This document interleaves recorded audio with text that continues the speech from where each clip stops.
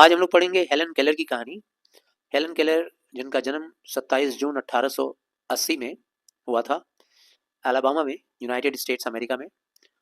1882 में बहुत जोरदार तरीके से बीमार पड़ी वो, और तेज बुखार वगैरह की वजह से उसकी आंखें और सुनने की एबिलिटी खो गई।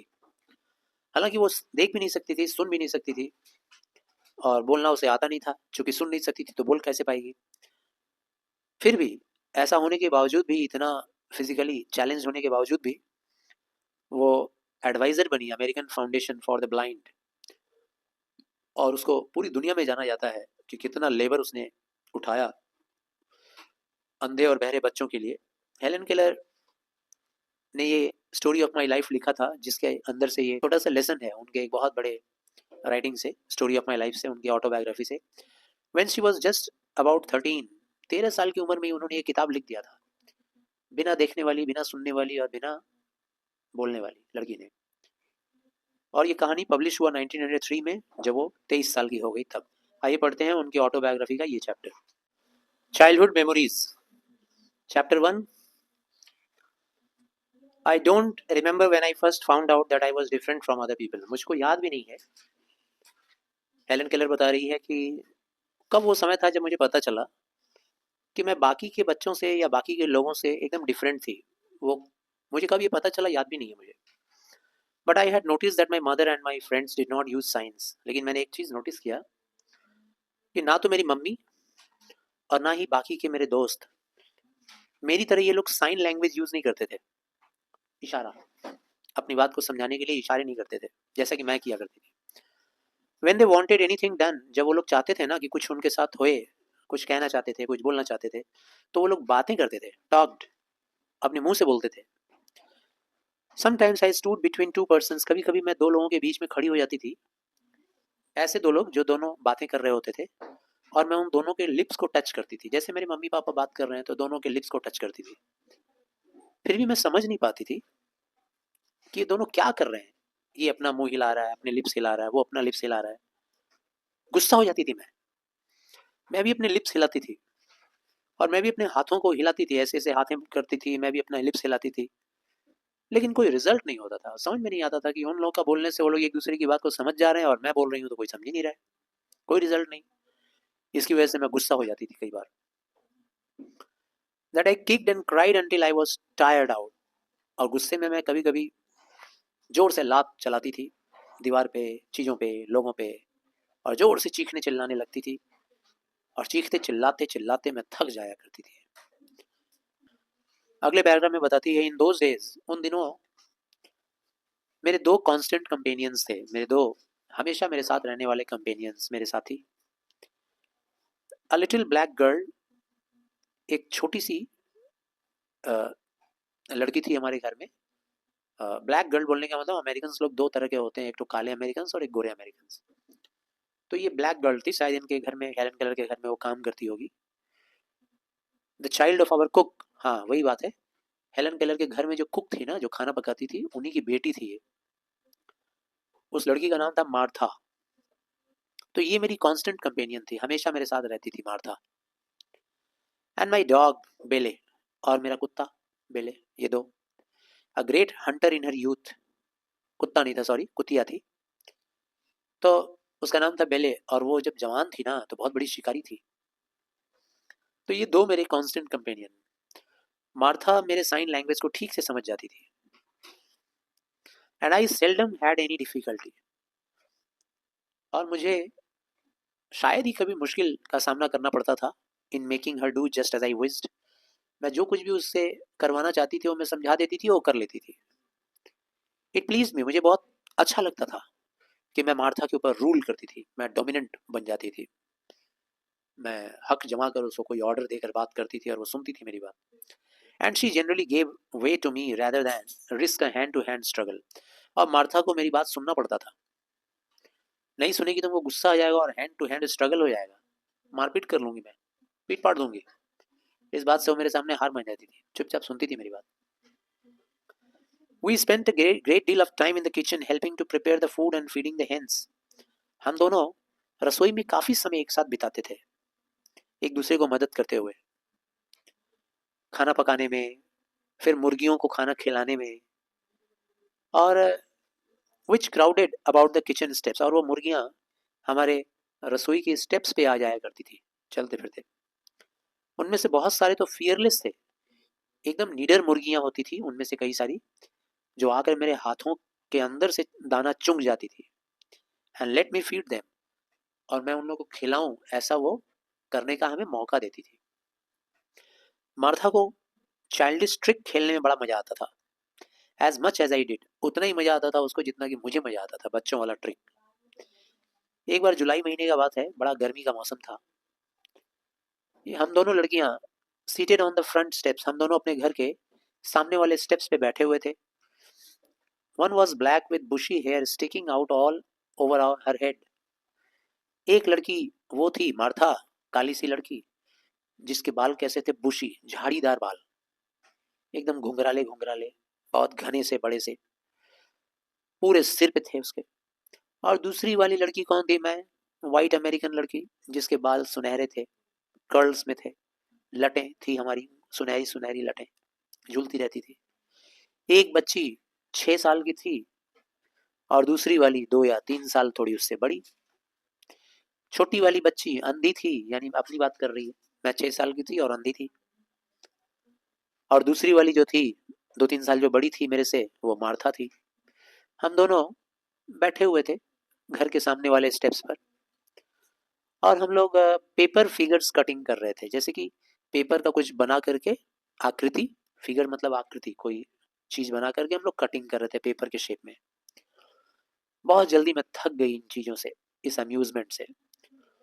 और उसके बाद फिर after cutting up our shoe laces and leaves from plants, कुछ शू लेसेस काटने के बाद कुछ देर तक मैं वो पेपर कटिंग करने के लिए हमको अपने बहुत सारे पौधों से पत्तियां काटनी पड़ी थी, ठीक है, हमको हमारे जूते का लेसेस काटना पड़ा था, फीता जो होता है, काट काट के हमने उसमें चिपकाया था। अब मैं थक चुकी थी ये चीज करते करते, तभी मेरा दिमाग गया अचानक मार्था के बालों की तरफ। अरे ये तो बहुत बढ़िया है, उसके बाल ही काट देते हैं, मेरे मन में आया।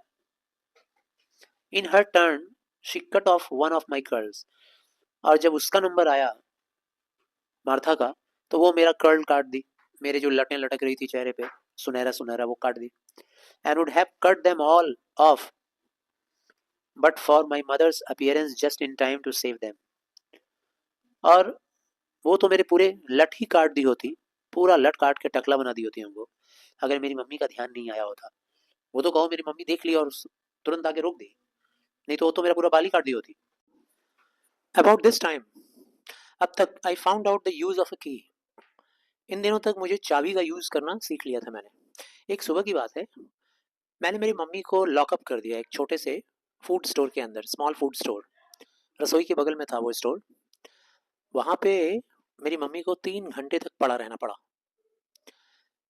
As the servants were in another part of the house. मम्मी को उस रूम में से बचाने वाला कोई नहीं था, मम्मी को उस रूम में मैंने कैद कर दिया, कमरे में पड़ी रही, क्योंकि घर के सारे नौकर घर के दूसरी तरफ वो लोग काम में लगे हुए थे, मम्मी को बचाने वाला कोई था ही नहीं।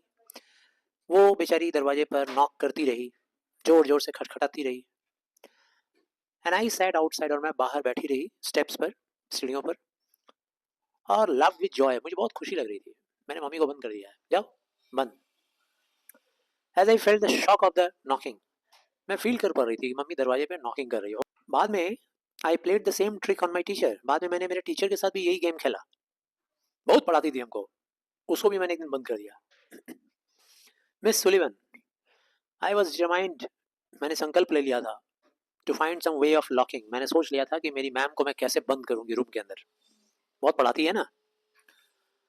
फॉर्चुनेटली फॉर मी, किस्मत से मेरे लिए, my mother send me to give something to her, मेरी मम्मी ने हमको एक सामान लेकर भेजा कि लेकर जाओ बेटा, मैम को दे आओ। जैसे ही I had given it to her, मैंने वो जैसे ही वो सामान ले जाकर मेरी मैम को दिया, मैंने फट से उसको अंदर सामान देकर और अंदर ही कमरे में बंद कर दिया।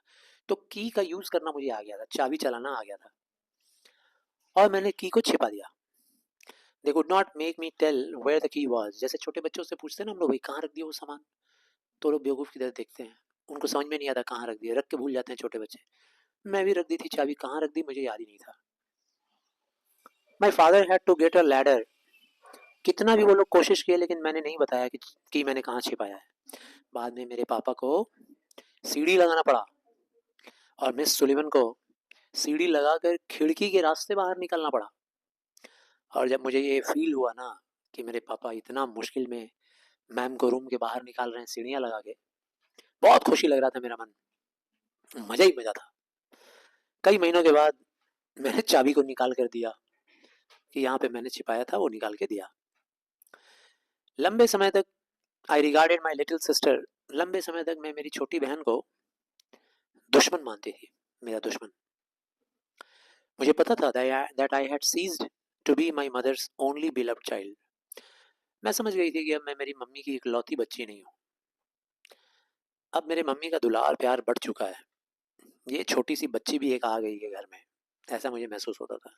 आई knew that I had ceased to be my mother's only beloved child. मैं जानती थी कि अब मैं मेरे मम्मी की इकलौती प्यारी बच्ची नहीं हूँ, अब मेरे घर में एक और आ गई है। और ये जो थॉट था ना मेरे अंदर, बहुत बेचैनी लाता था, है ना। छोटे बच्चों में बहुत बेचैनी आ जाती है कि उफ मेरा छोटा भाई भी है, छोटी बहन भी है, हर चीज में शेयर मांगेगा। She sat constantly on my mother's knee. मेरी छोटी सी बहन हमेशा मेरे मम्मी की गोद में पड़ी रहती थी। उस गोद में मैं पहले रहती थी, पहले मैं बैठती थी। अच्छा। And seem to take up all her care and time. और अब वो छोटी बच्ची मेरे मम्मी का सारा केयर, मेरी मम्मी का सारा दुलार, मेरी मम्मी का सारा टाइम ले लिया। एक दिन तो कुछ ऐसा हो गया कि मैं बर्दाश्त नहीं कर पाई, बर्दाश्त के बाहर हो गया। हुआ क्या? उस समय ये हुआ कि I had a beloved but much misused rag doll which I afterwards named Nancy. एक समय की बात है, उन दिनों में मेरे पास एक बहुत ही प्यारी सी, मैं उस रैग की गुड़िया को बहुत मिसयूज करती थी, लेकिन था वो मेरे लिए बहुत प्यारी गुड़िया। एक गुड़िया थी रैग डॉल, रैग मतलब फटा चिथड़ा कपड़ा उपड़ा से बना हुआ रैग डॉल था। बहुत मिसयूज करती थी मैं उसके साथ, उठा के पटकना, तोड़ना, फोड़ना, नोचना, लेकिन थी मेरे लिए प्यारी। बाद में मैंने उसका नाम रखा था नैन्सी, उस गुड़िया का। She suffered helplessly from my outburst of temper and love. वो जो गुड़िया थी ना, मेरे गुस्से का हमेशा शिकार बनती थी। जब कभी मुझे टेम्पर मेरा हाई हो जाता था, या जब कभी मुझे बहुत प्यार आ जाता था, तो प्यार और गुस्से वाला रिजल्ट मैं उसी के ऊपर उतारती थी। She looked much the worse for this treatment. वो बेचारी गुड़िया इस ट्रीटमेंट के लायक दिखती नहीं थी। I had dolls which talked and cried. मेरी और भी बहुत सारी गुड़ियाएं थी जो हंसती थी, रोती थी, and open and shut their eyes. और वो गुड़ियाएं अपनी आंखें कभी बंद करती थी, कभी खोलती थी, बंद करती थी, खोलती थी। ऐसी बहुत सारी गुड़ियाएं थी मेरे पास। Yet I never loved one as I love poor Nancy. लेकिन मैं बाकी के उन गुड़ियाओं से प्यार उतना नहीं करती थी जितना मैं प्यार करती थी मेरे उस कपड़े वाली गुड़िया से। कपड़े की बनी हुई गुड़िया, रैग डॉल। उस गुड़िया का एक छोटा सा बेड था, वो उसी पर सोती थी, and I guarded both doll and bed with the greatest care. मैं उस गुड़िया को भी और मैं उस बेड को भी, दोनों को गार्ड करती थी पूरे केयर के साथ, पूरा ध्यान देकर। बट वंस एक बार क्या हुआ, मैंने डिस्कवर किया, मैंने देखा, अरे मेरी वो छोटी सी बहन जो अक्सर मेरे मम्मी के गोद में रहती थी, वो मेरे नैन्सी के बेड पे क्या कर रही है। गुस्सा आ गया मुझे, मेरी गुड़िया के बेड पे मेरी छोटी बहन। अब उसको क्या पता भाई बहन क्या होती है, भाई क्या होता है। हम लोग बहन और भाई को तब तो फील करते हैं ना जब उन्हें आंखों से देखते हैं, उनका भोलापन, उनके प्यारा रूप, तो प्यार आता है। छोटे छोटे हाथ पैर उनका देखते हैं तो प्यार आता है। मैंने तो कभी देखा नहीं, मैं तो अंधी थी, बहरी थी, गूंगी थी। अब मुझे गुस्सा आ गया नैन्सी को उस बेड पे देख के, और मेरे बहन का ये बोल्ड बिहेवियर देख के कि मेरे गुड़िया के बेड पे जाके लेटी है। मैं गुस्सा हो गई, दौड़ते हुए बेड के पास पहुंची और मैंने उसे उठाकर पटक दिया। And the baby might have been killed if my mother had not caught her as she fell. मेरी उस गुड़िया को मैंने, सॉरी, मेरी उस बहन को मैंने जान से मार डाला होता उस दिन, अगर मेरी मम्मी नहीं पहुंची होती तो। मेरी मम्मी टाइमली पहुंच गई, और जैसे ही वो मेरी बहन को मैंने गिराया जमीन पे, तुरंत मेरी मम्मी पहुंच गई और मेरी बहन को उठाकर गोद में ले लिया। नहीं तो मैं तो मार ही दी होती मेरी छोटी बहन को। From the story of my life by Helen Keller. तो ये story of my life Helen Keller से एक चैप्टर लिया गया है, उसमें बहुत सारे चैप्टर हैं, सो दिस इज वन।